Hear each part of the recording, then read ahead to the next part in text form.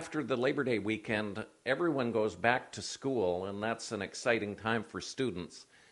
And one of the things that's happening at the post-secondary level is there's a new Minister of Advanced Education, and his name is Amrik Virk. And Amrik Virk is a former RCMP inspector in Surrey, and he's a rookie member of the legislature, but Christy Clark put him into cabinet, and it actually speaks to what's happening in post-secondary education. There's a large number of students who live south of the Fraser River.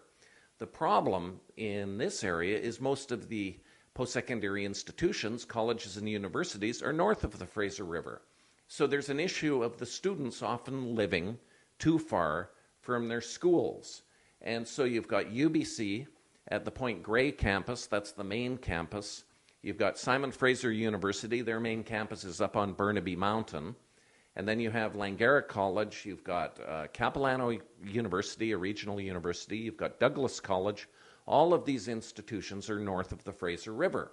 South of the Fraser, you've got Kwantlen Polytechnic University with 4 campuses in Richmond, Newton, Langley, and Surrey, Surrey being the main one. And you've got University of the Fraser Valley, which is out in Abbotsford. So those universities, University of the Fraser Valley and Kwantlen Polytechnic University, are in a good position to scoop up a lot of the students. And Simon Fraser University is trying to deal with this. They opened a campus in Surrey, at Surrey Centre, not too long ago. It's been a few years now. And so you can see some of the institutions wanting to make a greater presence in Surrey, where the population is growing very rapidly. Population in Surrey grew 18% between 2006 and 2011. Other areas where the population grew very rapidly was in Richmond and also in New Westminster, which is just north of the river. The Douglas College has a relatively new campus out in Coquitlam, which is named after David Lamb, who is the former Lieutenant Governor of British Columbia and the first Lieutenant Governor in Canada of Chinese descent. So that's called the David Lamb campus.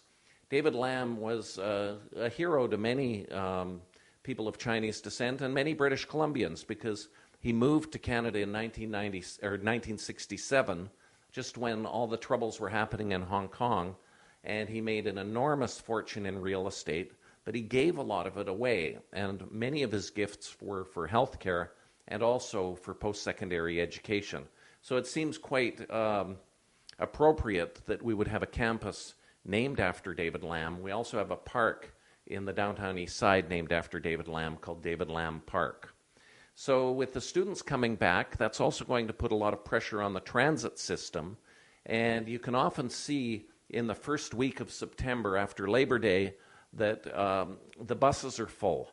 So going along Broadway to UBC, what sometimes happens is the buses pass by students because they're full, and that can really upset the students, because the Broadway commercial SkyTrain station is the busiest transit stop west of Toronto, and it's a bit of a madhouse. So you'll have all these buses, all these students getting on. So students who are preparing to go back to school, and even instructors who are going to be relying on the transit system, should be setting aside more time for next week, just in case this happens, because it's been common in the past.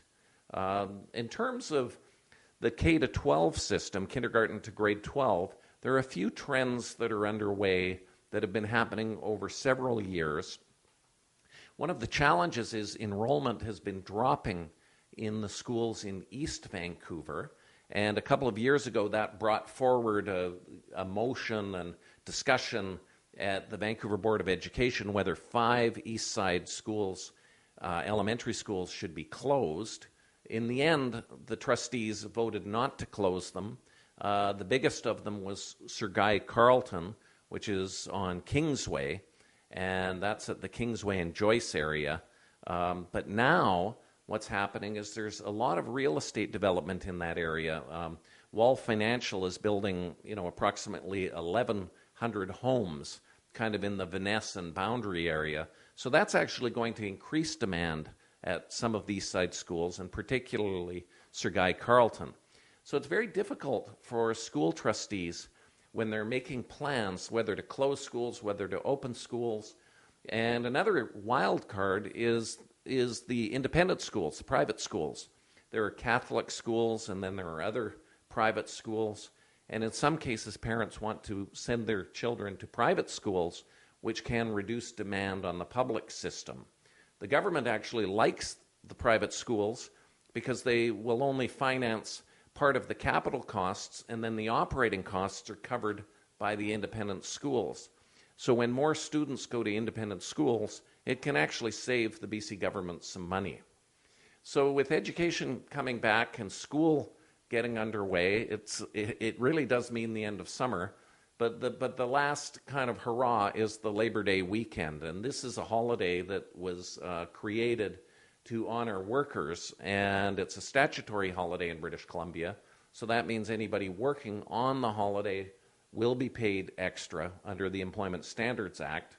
And the other thing that's kind of good news for many travelers, because many people come back to Vancouver on the Labor Day weekend, is a labor dispute was headed off out at the Vancouver airport. There were more than 300 Vancouver Airport Authority employees who were without a contract, and there was talk of them going on strike on Friday, but early in the morning the dispute was settled, so the airport's going to remain open, problem-free, all Labor Day weekend, so everyone can come back and get back to school on time. And for WOW TV and the Georgia Strait, I'm Charlie Smith, and thanks for being with me.